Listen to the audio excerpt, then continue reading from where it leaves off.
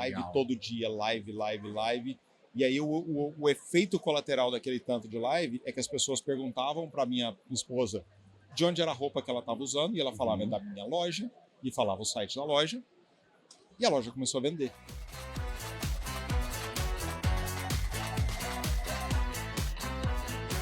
Fala pessoal, tudo bem? Estamos aqui direto do Fórum E-Commerce Brasil 2025, no stand da Magazord. Terceiro dia de evento, tá? Um sucesso o evento tá lotado. Stand da Magazord, a gente tá aqui gravando, tá lotado aqui com um monte de pessoas. E eu tô aqui agora com o Eduardo.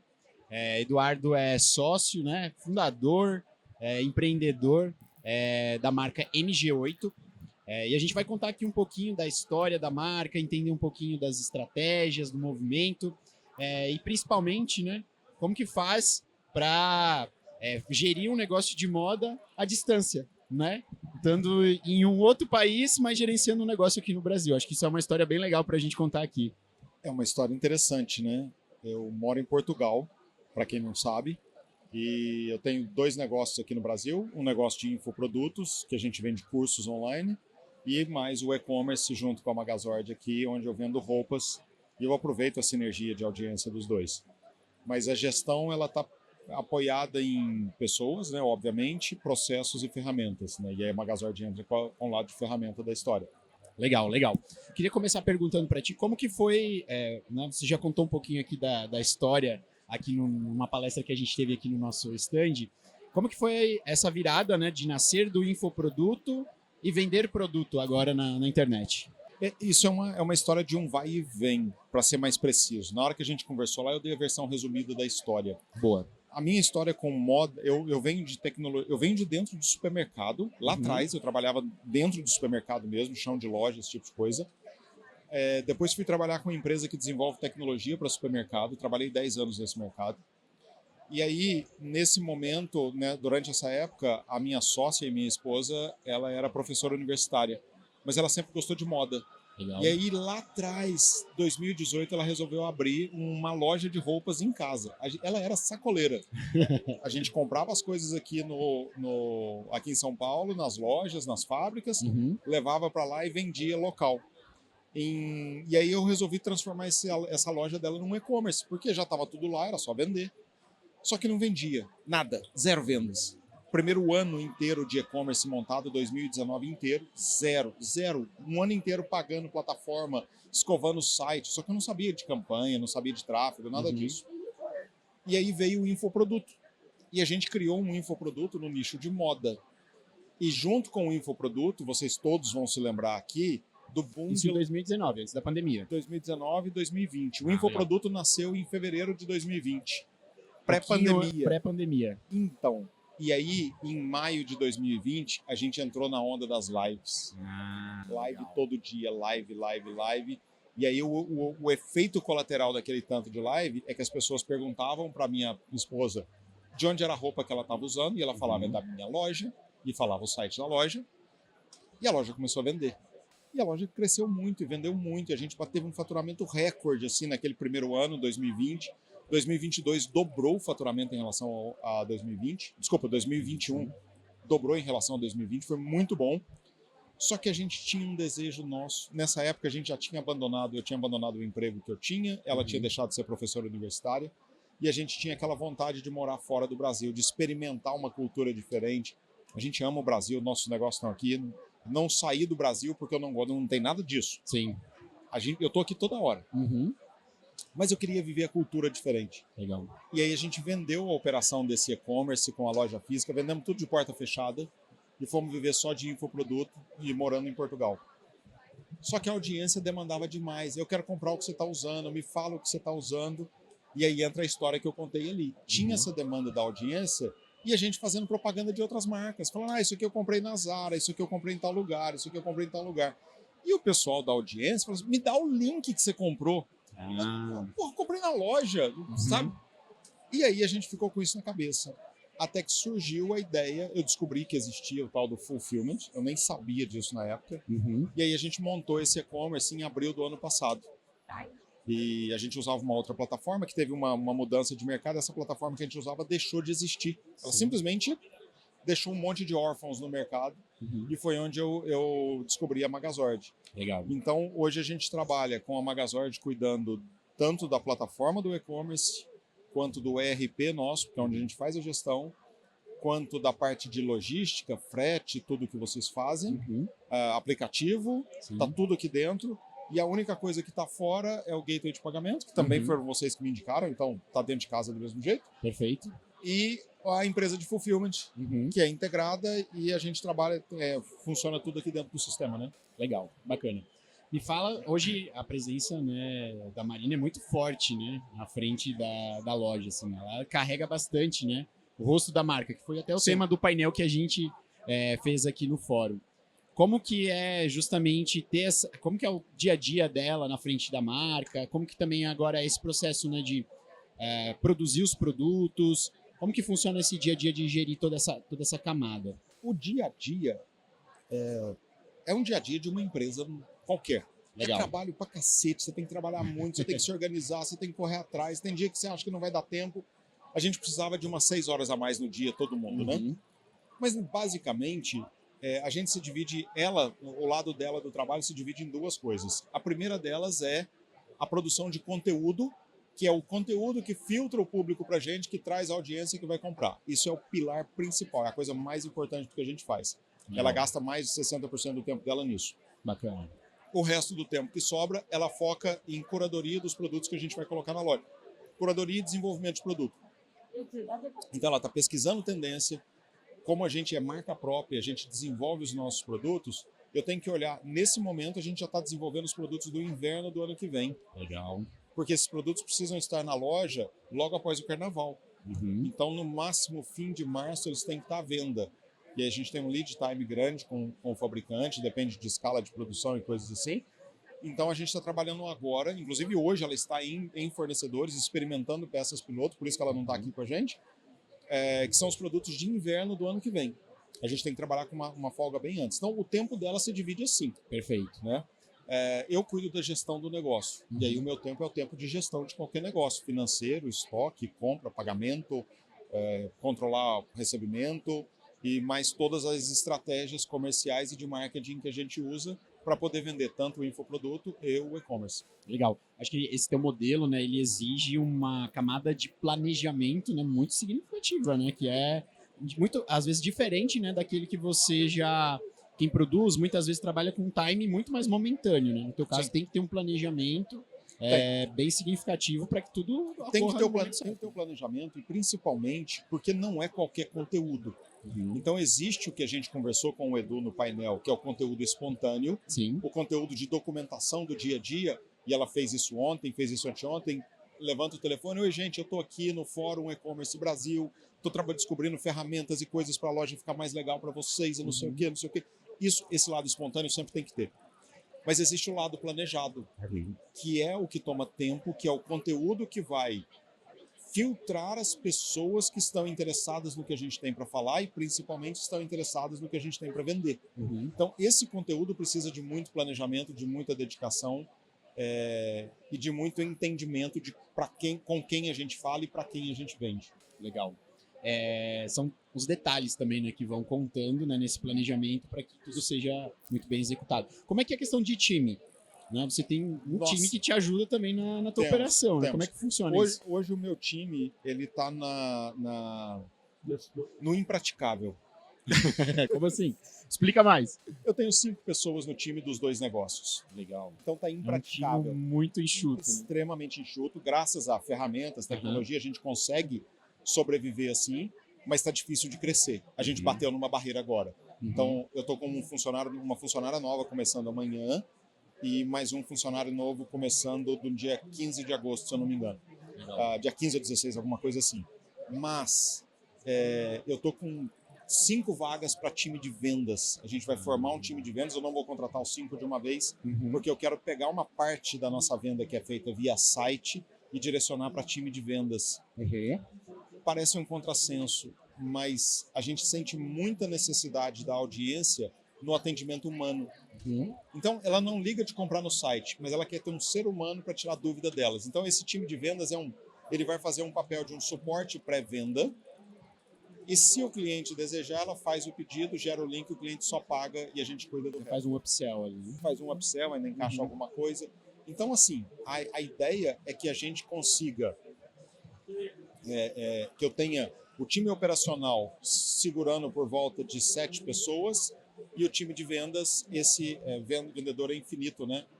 Tá cobrindo meta, a gente está crescendo o time e aí não tem limite. Legal. Como que tu tá dividindo hoje, né? Tem a estratégia toda de influência, né, que envolve a Marina, mas como que funciona também a parte de outras estratégias de marketing que vocês vêm usando hoje, né? Cara, o nosso marketing, ele é completamente o marketing para o e-commerce, o nosso é completamente fora do convencional. Eu faço um funil de conteúdo e eu distribuo apenas conteúdo. E na distribuição do conteúdo, num determinado estágio do funil, eu explico sobre aquela peça que tem para vender na minha loja e eu falo que aquela peça está na minha loja e se a pessoa quiser saber mais, ela clica no botão Saiba Mais e aí eu direciono ela para a loja. Mas eu não faço tráfego de venda diretamente. Para não falar que eu não faço, eu vou ser brutalmente honesto com vocês. Boa. Hoje de madrugada, eu subi uma campanha de teste de checkout, uma campanha de venda de catálogo. Mas assim, verbinha da vergonha, sabe? Tipo, R$20 por dia para testar, para eu sentir como é que é isso aqui, mas eu não rodo verba, não rodo campanha de catálogo diretamente assim. A gente tem campanhas de distribuição de conteúdo que levam para o catálogo, que leva para a loja, que leva para o produto, e aí isso movimenta a nossa venda. Legal. Você tem que ter vários olhares, né, dentro dessas estratégias, né, para que você vá de fato testando. Acho que tem um dos grandes receios de muitos empreendedores, né, é fazer esses testes, né, entender o que vai funcionar, o que... A gente trabalha, eu venho de um histórico do infoproduto, onde o pilar mais importante do negócio é conhecer o seu cliente, conhecer a pessoa com quem você vai vender, para quem você vai vender, com quem você vai falar. Perfeito. Então, é onde eu gasto a maior parte do meu tempo é no entendimento do meu avatar. Como eu estava comentando aquela hora no painel, hoje eu levantei muito cedo, subi essa campanha de teste e passei algumas horas revisando conversas no ManyChat, tanto de WhatsApp, quanto de direct do Instagram, quanto de TikTok, do Facebook. Todas elas estão concentradas lá, para eu entender o que o meu cliente está perguntando e o que a minha equipe está respondendo. Fui olhar, revisar as conversas dos últimos dias. Isso me dá muito insight sobre as dores e desejos do meu avatar. Fora as pesquisas que a gente roda e as coisas assim. A segunda coisa é que eu tenho uma particularidade do meu negócio, é que eu resolvo o mesmo problema do meu cliente de duas formas diferentes. Uma forma é o conhecimento que eu vendo no infoproduto. E a outra é a ferramenta que eu dou. O infoproduto ensina a pessoa a usar a ferramenta que é a roupa que eu vendo na loja. Então, eu resolvo o problema dele dos dois lados. Eu ensino a pessoa como se vestir e eu vendo as roupas que ela vai usar. Então, do ponto de vista de produção de conteúdo, eu consigo unificar bem as duas coisas. Porque as dores e desejos são as mesmas. A única diferença é que nos conteúdos que eu estou falando da loja, eu tenho CTAs diferentes. Então, muitas vezes eu gravo o mesmo conteúdo e no final eu tenho 2 ou 3 CTAs diferentes que eu multiplico esse vídeo dependendo do lugar onde eu vou colocar ele para rodar. Isso é muito interessante, que você consegue trabalhar muito bem, né, a dor e a necessidade, como você falou, e ter bem claro uma jornada, né, de compra também. Isso é claro hoje, assim, para você? Claro. É muito claro. Muito, muito claro. A gente consegue identificar, falando assim claramente, vamos pegar, por exemplo, públicos de interesses ou de pesquisas do Google. Dependendo do que a pessoa pesquisa, ela cai num funil específico de conteúdo meu. Legal. Dependendo do que ela pesquisa, ela cai em outro funil. Dependendo das páginas que ela visita no meu e-commerce, eu direciono funis específicos de conteúdo para ela. E aí, num determinado estágio desse funil, sempre tem um vídeo com CTA, sempre tem uma imagem com CTA, sempre tem alguma coisa com CTA. No começo, não. No começo eu estou dando conteúdo, depois ele vai virando CTA. Depois ele vai virando venda. Legal. Como que funciona também essa parte hoje da gestão do fulfillment? Como que é também operacionalizar isso para quem tem dúvida ou está pensando em almejando e criar uma operação parecida com a sua? Então, Fulfillment é uma empresa que terceiriza a gestão do seu estoque. Então, o meu fabricante fabrica o produto para mim, etiqueta, faz o produto bonitinho, embala, deixa do jeito que eu vou vender esse produto. E aí ele entrega no meu depósito, que na realidade não é meu, é de uma empresa de fulfillment. O meu endereço fiscal está na empresa de fulfillment. E aí essa empresa separa e organiza os produtos. Quando uma venda acontece no no e-commerce, a Magazord gera esse pedido e informa o fulfillment que esse pedido foi gerado. Legal. E gera a etiqueta de transporte e manda para a empresa de fulfillment que vai fazer separação, conferência, expedição e fazer os processos dela lá bonitinho. Na prática, hoje eu não consigo imaginar eu tendo que gerir estoque da forma que já foi no passado. Porque o fulfillment é tão bom, é tão prático e é só integração de ferramenta que é meio contraproducente você pensar que você vai ter que ter prateleira, coletor de dados, computador, armazém, embalagem. Aliás, embalagem você tem que ter de qualquer jeito, mas todos os equipe, gerir essas equipes, fazer inventário, fazer tudo isso para você, sendo que você tem uma empresa que faz isso a uma fração do custo que você teria com você pra mesmo organizar fazendo. tudo isso. Com uma vantagem. Quem já geriu o próprio estoque sabe que você deixa os problemas sempre para depois, porque você tem outras prioridades. Então, o seu saldo de estoque não bate, você tem diferença na contagem, você tem vários outros problemas. No meu caso, se o meu estoque não bate e falta peça, eu tenho de quem cobrar. Sim. Então, o cuidado e os processos que a empresa de fulfillment precisa ter são muito mais elevados e num nível muito mais profissional que eu jamais teria na minha própria empresa. Porque dentro de casa a gente acaba sempre deixando isso para depois. Sim. E você acaba ficando, tendo um foco maior, na verdade, né, em vender. Né? Gerenciar estoque não te ajuda a vender. O que te ajuda a vender é dar atenção para o cliente, é estar na cara da loja. Perfeito. Como eu falei, eu vendo dentro do supermercado. O que faz um supermercado vender é você estar com o produto na cara do cliente quando ele entra na loja. O supermercado é só venda por impulso. Então, assim, o layout da loja, a disposição dos produtos, tudo isso é muito importante. É a mesma coisa aqui. Agora, se eu tenho que preocupar se o meu funcionário contou o estoque direito, se separou, se ele está bipando as coisas certas, se ele está pulando todos os processos, é contraproducente. Eu deixo de dar atenção naquilo que traz dinheiro para dentro de casa, que é a venda. Legal. Você já falou aqui, né, que você cuida muito da parte de gestão. E a gente sabe que hoje os maiores desafios que a gente vê assim, do empreendedor de e-commerce está nesse lado. Assim, que às vezes, vender talvez não é nem tão difícil, mas gerir o negócio para que ele pare em pé é um dos maiores desafios. Assim. Como que é a tua rotina de acompanhamento de gestão também do negócio? Primeira coisa, vender é fácil, vender com margem é difícil. Boa. E continuar vendendo, mantendo uma margem saudável é mais difícil ainda. Segunda coisa, caixa é rei. Você tem que ter caixa. Na realidade, a frase até que um mentor que eu trabalhei no passado, ele falava que caixa é sanidade e o lucro é rei. E a gestão é a rainha, é quem manda no negócio. Boa. Então, assim, a minha rotina, a primeira coisa que eu olho todo santo dia é o caixa da empresa, o fluxo de caixa, o que eu tenho de pagar e de receber para frente. Eu estou olhando isso todo santo dia, eu sei de cor, logo pela manhã, quantos centavos tem minhas contas nos centavos. Em seguida disso, eu olho estoques e olho vendas logo depois disso. E por último, eu vou olhar minha margem. Como os preços não oscilam tanto e a gente tem um mix pequeno, a margem ela mexe pouco. Então a minha maior preocupação é fazer com que o meu fluxo de caixa esteja casado entre pagamentos e recebimentos para eu não ter problema, não ter descompasso nisso. E hoje, às vezes eu vejo vários colegas de e-commerce e muitas vezes a gente conversa, às vezes o cara vende bem, vende com margem, mas a necessidade dele de fazer antecipações e receber antecipado em D+1 ou D+5, 100% das vendas dele, acaba consumindo uma parte importante da margem dele que vai comprometer o futuro dele lá na frente. Perfeito. Então, uma das coisas mais importantes para mim do ponto de vista de gestão é garantir que eu tenho caixa para arcar com as minhas despesas, obviamente olhando o fluxo de caixa para os próximos dias, semanas e meses, para que eu não precise mexer com antecipação.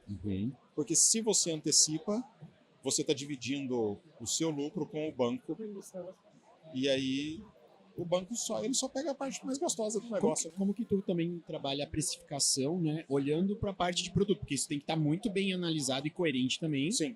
Com o perfil de público que tu falou, que é algo muito importante que tu analisa. Sim. Né? E eu vejo que talvez tem que ter uma estratégia muito clara, né? Tem. Depois para você desenvolver os produtos. A primeira coisa é você entender quem são seus concorrentes reais naquele nicho de produto que você está atendendo. Então, assim, Deixa eu dar um exemplo bem esdrúxulo aqui. Não estou fazendo juízo de valor de marca, tá? Claro. Mas, por exemplo, você tem marcas como C&A e Riachuelo, tem marcas como NV, marcas como Bobô, que tem várias faixas de preço. Eu tenho clientes que compram em várias dessas faixas de preço. Então, a primeira coisa, eu não quero me posicionar no mercado de forma que eu bata de frente com nenhuma delas. Então, a primeira coisa, eu começo lá no meu produto. Eu tenho que ter um produto que não bate de frente com os caras que já são líderes nesses mercados. Porque se eu for bater de frente com eles, claramente eu vou perder. Sim. Então, é estratégia de guerrilha. Eu vou pelas beiradas e vou encontrar o meu ponto ali. A segunda coisa, eu preciso ter uma faixa de preço que o meu cliente consiga pagar e que seja condizente com a qualidade do meu produto. E aí eu começo pelo meu preço de venda. Depois eu vou chegar na minha margem, descontando os impostos, tudo certinho, e aí eu chego em quanto eu posso pagar pelo produto. E aí sim começa a briga com o meu fabricante. Então eu desenvolvo um produto já sabendo por quanto eu vou vender esse produto, e antes desse produto ter peça piloto, da gente definir tecido, da gente definir todos os detalhes do produto, eu estou brigando com o fornecedor como é que a gente vai ter a máxima qualidade possível dentro daquele custo que eu consigo pagar. Então, a conta é sempre de trás para frente. Eu começo lá do preço de venda e trabalho aqui para trás. E assim, naturalmente, mais de 50% das ideias de novos produtos que a gente tem nem chegam à produção, nem chegam à pré-produção, nem à peça piloto, porque às vezes é um produto que é inviável no custo que a gente consegue pagar. Não vai casar com a proposta e também com a estrutura de precificação que tu quer atingir. Exatamente. Para ter resultado, né? Imagina o seguinte, eu vou pegar, por exemplo, eu não trabalho com camisa de linho. Eu tenho uma certa demanda da minha audiência por camisa de linho. Um linho de boa qualidade, eu teria que trabalhar... o meu público vai pagar numa camisa dessa um preço na faixa entre 500 e 600 reais. É um preço que eu consigo vender para minha audiência bem.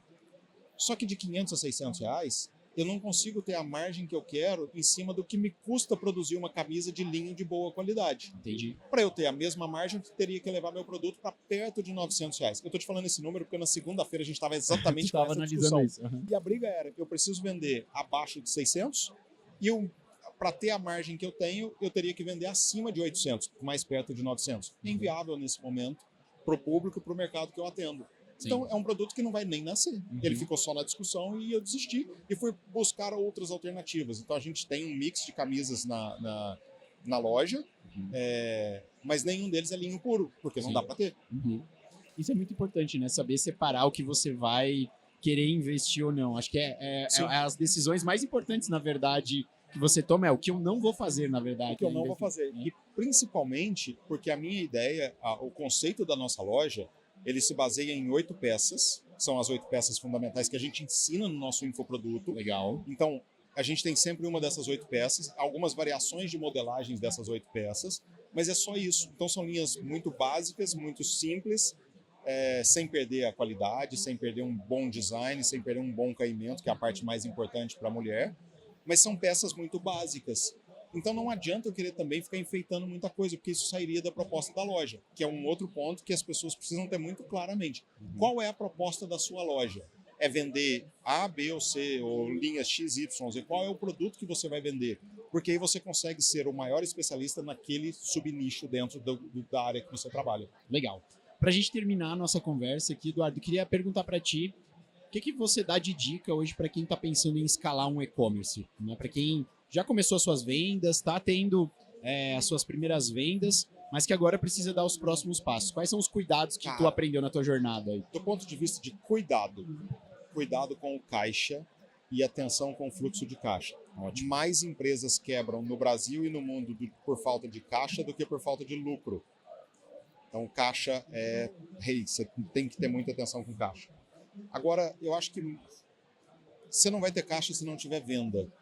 E do ponto de vista de venda, eu sou o cara do conteúdo. Legal. Eu acho que a sua venda vai acontecer quando você tiver autoridade e audiência. E você forma autoridade, forma audiência com uma boa produção e distribuição de conteúdo. Legal. Acho que são esses 2 pontos aí que são para mim é né? fundamental, porque assim, o conteúdo gera a audiência que a gente tem. E aí o caixa garante a sobrevivência do negócio. Perfeito. Pessoal, ótimas dicas aí que a gente conseguiu coletar aqui com o Eduardo. Eduardo, muito obrigado, Eu né, que por agradeço. participar. Por estar aqui no Brasil, né? Tivemos essa oportunidade, essa sorte, né, de conseguir encontrar você por aqui nesse momento, bem durante o Fórum E-Commerce Brasil. Obrigado aí pela parceria com a Magazord. Seja uma parceria aí de muito tempo e de muito Será, com sucesso. certeza. Fechou. Beleza. Pessoal, para você que está assistindo a gente, assistindo o videocast, toda quarta-feira vai sair videocast novo de conteúdos que a gente está gravando aqui no Fórum E-Commerce Brasil, que vocês vão poder acompanhar aí, conteúdos com especialistas no e-commerce, cases de sucesso e que vão ajudar bastante você aí na sua operação. Eduardo, muito obrigado. Eu que E agradeço. ficamos por aqui, tá, gente? Tchau, tchau. Até mais.